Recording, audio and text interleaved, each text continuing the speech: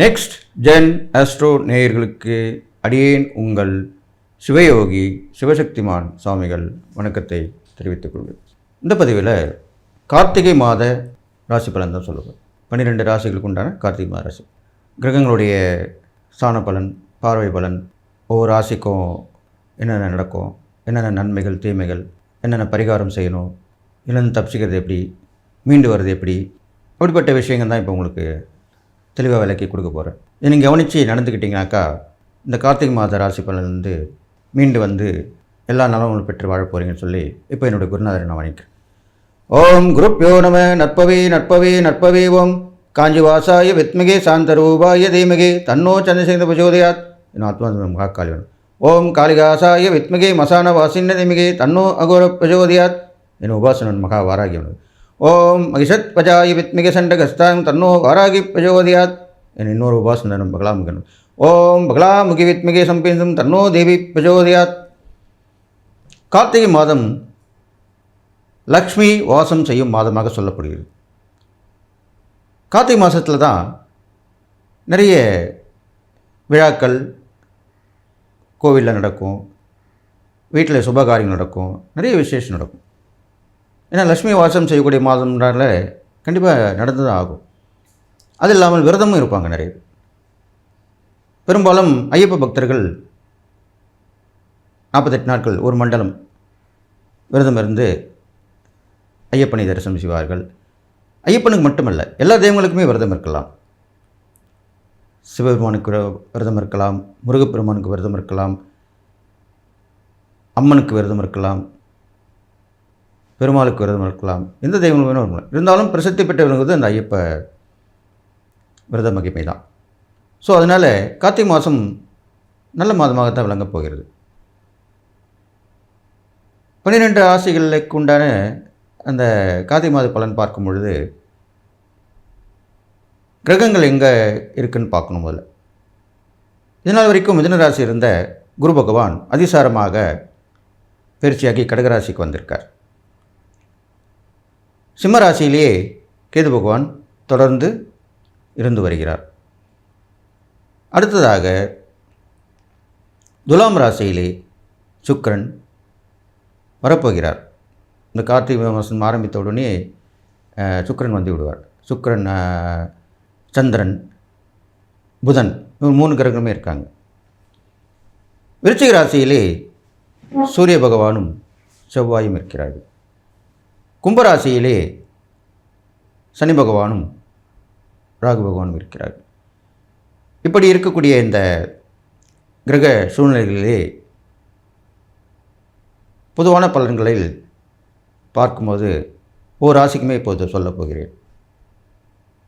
அதை நீங்கள் கேட்டு தெரிந்து நடந்து கொண்டிருக்கிறானால் எல்லா நற்பலனும் உங்களுக்கு கிடைக்கும் சொல்லி, கன்னிராசி நேயர்களே, உங்களுக்கு உண்டான கார்த்திகை மாத ராசி பலன் சொல்ல போகிறேன். கன்னிராசிங்க நீங்கள் எப்படி, அதுதான் இப்போ சொல்ல போகிறேன் உங்களுக்கு. இப்படி ஒரு ஆற்றுல ஒரு கால், சேத்துல ஒரு கால், அப்படி வைக்கலாமா, என்ன பண்ணலாம், என்ன செய்யலாம் அப்படின்னு சிந்திச்சுக்கிட்டே இருக்காதிங்க. இந்த காலகட்டத்தில் நீங்கள் எது வேணாலும் செஞ்சுட்டு வரணும் அப்படின்றது எண்ணத்தை கொண்டு வாங்க.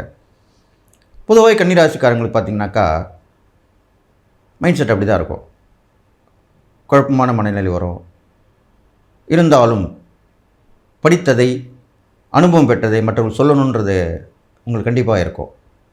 நிறைய பேருக்கு ஆலோசனை சொல்லுவீங்க, ஆனால் உங்களுக்கு யாரும் ஆலோசனை சொல்ல மாட்டாங்க. அதுதான் உண்மையான விஷயம். அது இல்லாமல் அன்புக்காக ஏங்குவீர்கள்.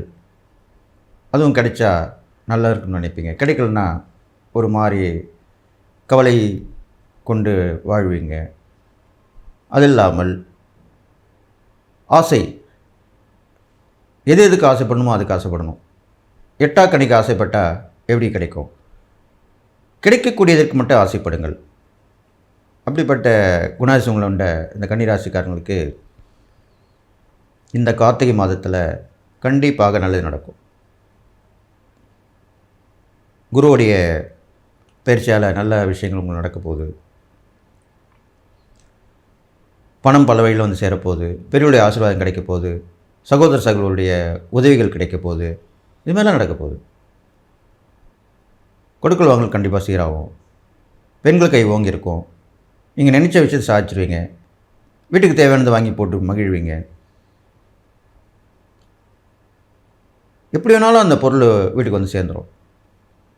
நீங்கள் வாங்கும்போது கூட யாராச்சும் வாங்கி கொடுத்துருவாங்க. இது மாதிரிலாம் நடக்கும். எப்பவுமே நேரங்காலம் நல்லா வந்துட்டால் தானவே நடக்கும். அது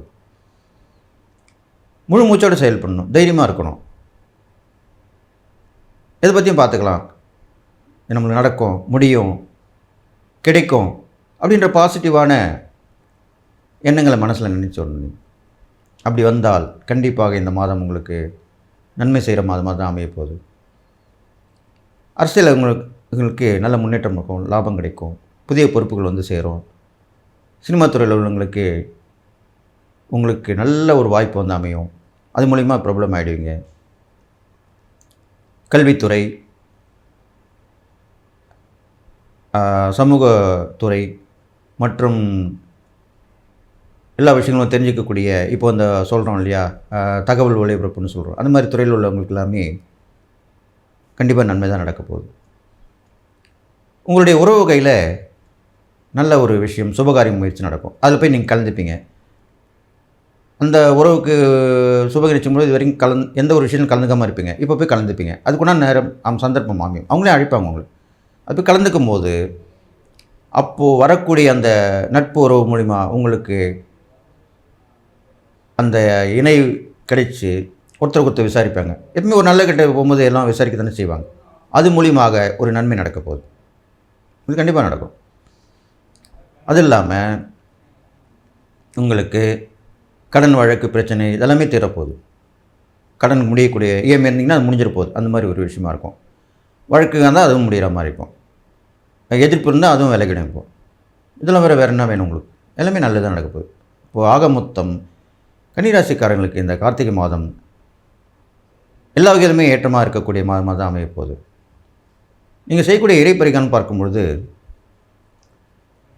உங்கள் ராசியாதிபதி புதன் தானே, பெருமாளுடைய அம்சமாக விளங்கக்கூடிய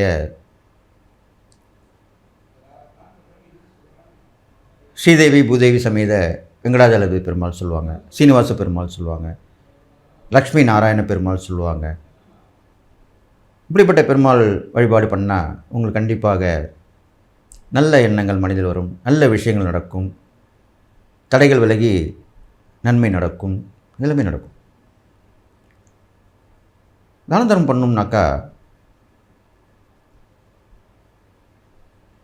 கன்னி பெண்களுக்கு வயது வந்து எதுவுமே நடக்க முடியாமல் இருக்கும், சுபகாரியம் வச்சு கல்யாணம் மட்டும்தான் இல்லை, எந்த ஒரு விஷயமே நடக்காமல் இருக்கும். அப்படி ஏங்கின்னு இருப்பாங்க. ஏன்டா நம்ம இந்த வீட்டில் வந்து பிறந்தோம், நம்ம பொண்ணாக பிறந்தது எவ்வளோ தப்பாக இருக்கே அப்படின்னு நினைப்பாங்க. அப்படிப்பட்ட பெண்களுக்கு நீங்கள் உதவி பண்ணிட்டு வரணும். இதுதான் உண்மையான தான தர்மம். அது மாதிரி செஞ்சுட்டு வரலாம். அது இல்லாமல் வாழ வெட்டியாக இருப்பாங்க, வாழ்க்கையை இழந்திருப்பாங்க, அவங்களுக்கு உதவி பண்ணலாம். இதெல்லாமே செஞ்சுட்டு வரலாம்.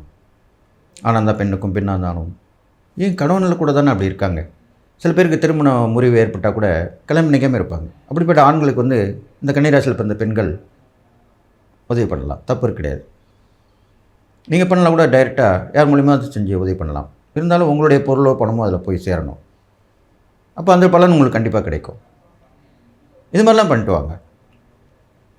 அப்போ கார்த்திகை மாதத்தில் உங்களுக்கு கிரகங்களுடைய பெயர்ச்சியால் எல்லாமே நல்லதாக நடக்க போகுது. இருந்தாலும் சில விஷயங்கள்,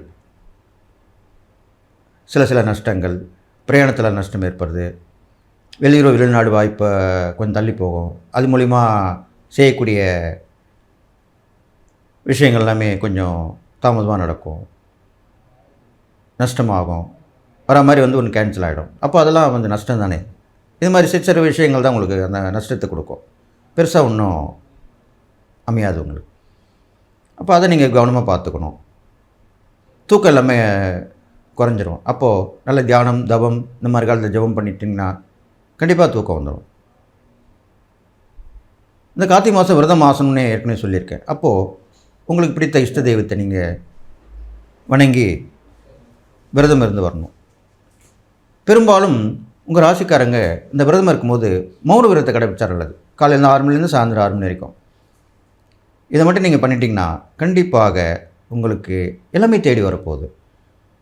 இந்த கார்த்திகை மாதத்தில் தான் உங்களுக்கு நல்ல வாய்ப்புகள் வரப்போகுது.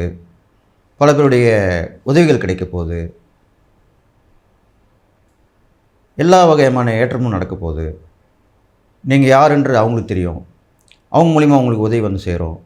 இதெல்லாமே நீங்கள் பயன்படுத்தி நல்ல நிலைமைக்கு தான் வரப்போகிறீங்க. இதனால் வரைக்கும் இப்படி இருந்த கன்னிராசிக்காரங்களுக்கு நேற்று வரைக்கும் எப்படி இருந்தான், இப்போ எப்படி ஆகிட்டான் பாருப்பா, அப்படி தான் சொல்லுவாங்க, அப்படி தான் பேசுவாங்க. அதனால் உங்களுக்கு இந்த கார்த்திகை மாதம் நல்ல விஷயங்களை கொடுத்து உங்களை நல்ல நிலைமைக்கு உயர்த்தும் என்பதில் எந்தவித சந்தேகம் இல்லைன்னு சொல்லி நீங்கள் எல்லா நலமும் பெற்று வாழப் போகிறீங்கன்னு வாழ்த்தி விடைபெறுகிறேன். நன்றி, வணக்கம்.